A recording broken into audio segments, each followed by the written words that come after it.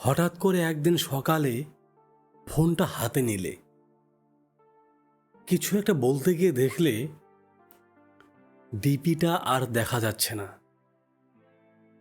মেসেজটা ডেলিভার্ড হচ্ছে না। সে তোমাকে ব্লক করে দিয়েছে। পায়ের তলা থেকে যেন মাটিটা সরে গেল, তাই না? বুকের ভেতরটা অদ্ভুত একটা শূন্যতায় খাঁ খাঁ করে ওঠে। মাথায় শুধু একটাই প্রশ্ন ঘোরে, কেন? কি এমন করলাম?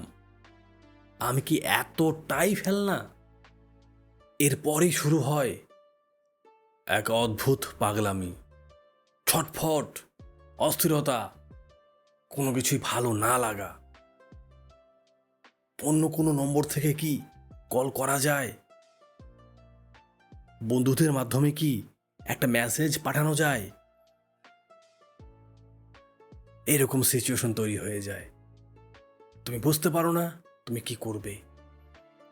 আমি জানি বন্ধু, তুমি এখন কি পরিস্থিতির মধ্য দিয়ে যাচ্ছ, কি অবস্থায় তুমি আছো, আমি ফিল করতে পারি।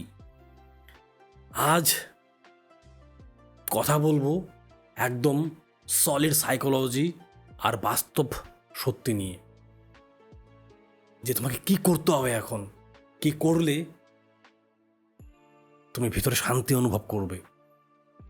প্রথমে একটা খুব কঠিন সত্যি বলি, ব্লক মানে শুধু একটা বোতাম টেপা নয়, এটা একটা সিদ্ধান্ত।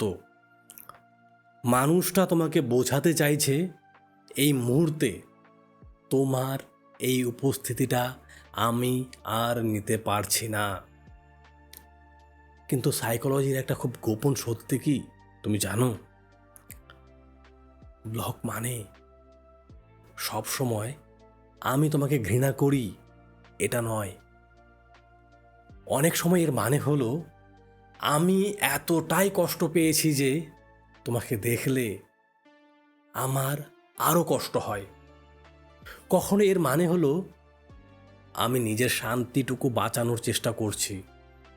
আবার কখনো এর মানে হলো আমি চাই তুমি আমার অভাবটা অন্তত একটু বোঝো। এই পার্থক্যটা বুঝতে পারলেই তুমি জানবে তোমার পরের পদক্ষেপ কি হওয়া উচিত, তুমি বুঝতে পারবে বিষয়টা। তাহলে এখন তোমার কি করা উচিত? আমি তোমাকে 3টে ফেজ বা ধাপের কথা বলবো। 3টে ফেজ বা ধাপ, খুব মনোযোগ সহকারে শুনবে কিন্তু, হ্যাঁ? ভালো করে বুঝতে পারলেই তোমার ধারণা স্পষ্ট হয়ে যাবে। ফেজ 1, দ্য সাইলেন্ট শিফট বা নীরবতার শক্তি। ব্লক হওয়ার পর প্রায় সব মানুষ যে ভুলটা করে থাকে, তারা ডেসপারেট হয়ে যায়। সাইকোলজি থেকে বলে রিঅ্যাক্টেন্স থিওরি। সোজা কথায়, মানুষ যখন বুঝতে পারে তুমি জোর করে তার স্পেসে বা তার জীবনে ঢোকার চেষ্টা করছো, সে তখন ততটাই ছিটকে দূরে সরে যায়। তুমি যতবার অন্য নম্বর থেকে কল করবে বা কান্নাকাটি করবে, সে তত বেশি নিশ্চিত হয়ে যাবে যে যাক, ব্লক করে আমি একদম ঠিক কাজটাই করেছি। তাহলে কি করবে এখন? কিচ্ছু না। এই কিচ্ছু না, এটাই করাটাই হলো পৃথিবীর সবচেয়ে শক্তিশালী কাজ। কিচ্ছু করতে হবে না তোমাকে, জাস্ট একদম চুপ হয়ে যাও। কোনো ফেক অ্যাকাউন্ট নয়, কমন ফ্রেন্ড নয়, কোনো স্ট্যাটাস দিয়ে ইনডিরেক্ট মেসেজ নয়। তোমার এই নীরবতাই একদিন তার মনে সবচেয়ে বড় প্রশ্নটা তৈরি করবে, কি হলো, ও আমাকে আর খুঁজছে না কেন? ফেজ 2, তো ইনার ওয়ার্ক বা নিজের দিকে ফেরা। এবার আসল কাজ শুরু। এই সময়টা শুধু তোমার। এবার নিজেকে আয়নার সামনে দাঁড় করিয়ে একটা প্রশ্ন করো, এই সম্পর্কে আমি কি সত্যি নিজের 100% দিয়েছিলাম, নাকি ওকে খুশি করতে গিয়ে আমি নিজেকেই কোথাও হারিয়ে ফেলেছিলাম? যে সম্পর্কে কেউ ব্লক করার সাহস পায়, সেখানে কোথাও একটা ভারসাম্য নষ্ট হয়েছিল। হয়তো তুমি নিজের চেয়ে তাকে বেশি গুরুত্ব দিয়েছিলে, তাকে খুশি করতে গিয়ে নিজের আত্মসম্মানটাকেই সস্তা করে ফেলেছিলে।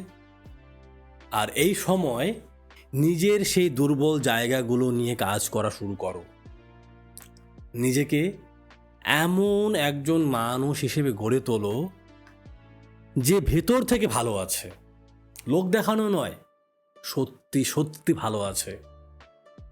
জানো, তুমি যখন ভেতর থেকে বদলে যাও, তোমার এই বদলে যাওয়া এনার্জিটা সে দূর থেকে ঠিকই অনুভব করতে পারে। এতক্ষণ আমরা সাইকোলজি নিয়ে কথা বললাম, কিন্তু এবার আমি এমন একটা বিষয় নিয়ে কথা বলবো যেটা বিজ্ঞান আর বিশ্বাসের ঠিক মাঝখানে দাঁড়িয়ে আছে। তুমি হয়তো ম্যানিফেস্টেশনের অনেক নিয়মের নাম শুনেছ, 3টা 3, 3টা 5 বা খাতায় লেখা, কিন্তু এগুলো ঠিকঠাক কাজ করে না কেন জানো? চলো এবার ম্যানিফেস্টেশনের আসল সিক্রেটটা জেনে নিই, যেটা কেউ সহজে বলে না। ফেজ 3, ম্যানিফেস্টেশনের সঠিক নিয়ম।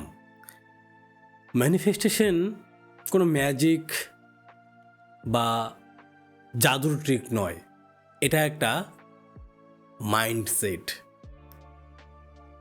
তুমি মুখে বলছো ও ফিরে আসুক, কিন্তু তোমার ভেতরে কাজ করছে হারানোর ভয়, নিরাপত্তাহীনতা বা ডেসপারেশন।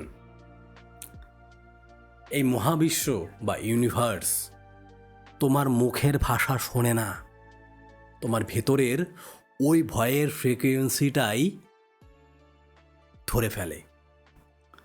আর তাই তোমার ম্যানিফেস্টেশন ঠিকঠাক কাজ করে না বা কাজ করেই না। তাহলে সঠিক নিয়ম কি?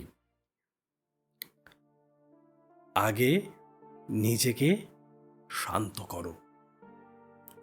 নিজেকে এমন একটা জায়গায় নিয়ে যাও যেখানে দাঁড়িয়ে তুমি মন থেকে বলতে পারো, আমি চাই সে ভালো থাকুক, ও ফিরলে খুব ভালো, কিন্তু ও না থাকলেও আমি ঠিক বেঁচে থাকব, আমি নিজের কাছে সম্পূর্ণ। ঠিক এই জায়গা থেকে ম্যানিফেস্ট করো। রাতে ঘুমানোর আগে শান্ত হয়ে চোখ দুটো বন্ধ করো, ওর সাথে কাটানো সুন্দর মুহূর্তগুলো কল্পনা করো। শুধু দেখো না, সে হাসিটা, সে উষ্ণতা ভেতর থেকে অনুভব করো।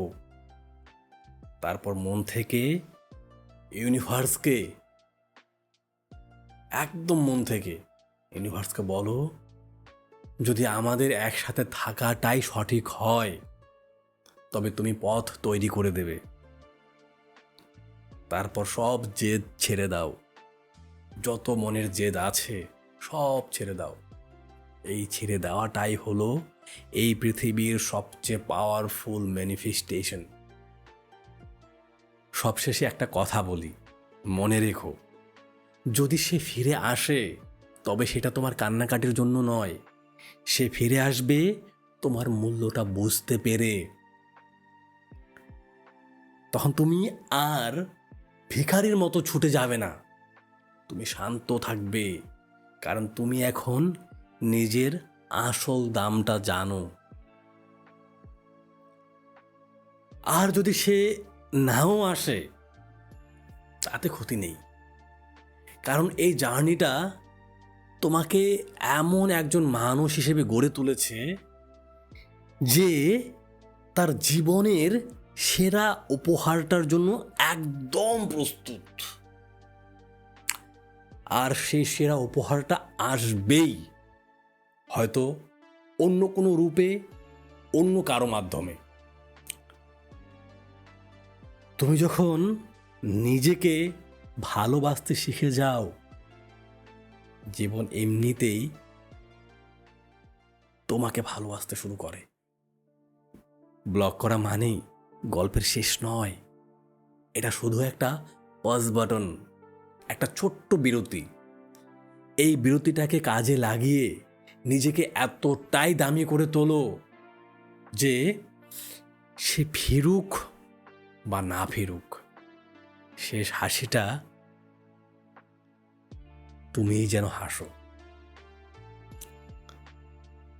ভিডিওটা যদি তোমার বুকের ভেতরে একটু আশার আলো জ্বালিয়ে থাকে, তাহলে আজই চ্যানেলটা সাবস্ক্রাইব করে নিও, কারণ এখানে আমরা ঠিক সেই কথাগুলোই বলি যেগুলো তুমি বুকের ভেতর জমিয়ে রাখো, কাউকে বোঝাতে পারো না। মনে রেখো, তুমি একা নও। এই ইউনিভার্স, এই মহাবিশ্ব তোমার সাথে আছে। খুব ভালো থেকো। পরে ভিডিওতে আবার দেখা হচ্ছে। নমস্কার।